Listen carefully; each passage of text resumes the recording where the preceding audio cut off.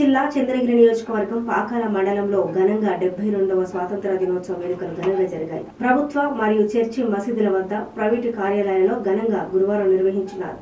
జాతీయ జెండా ఆవిష్కరణ చేశారు. ఇక పాకాల ఎంపీడీఓ కార్యాలయం, జిల్లా ఉన్నత పాఠశాలలో పాకాల జెడ్పీటీసీ నంగా పద్మజారెడ్డి చేతుల మీదుగా జెండా ఆవిష్కరణ చేశారు. అలాగే గాదంకి జిల్లా ఉన్నత పాఠశాలలో జెండా ఆవిష్కరణ కార్యక్రమంలో మాజీ ఎంపీటీసీ ఇరుగు గురుమూర్తి పాల్గొన్నారు.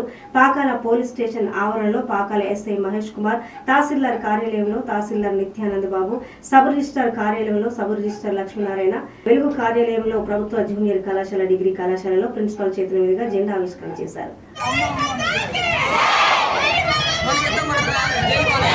Hey, Babu! Hey!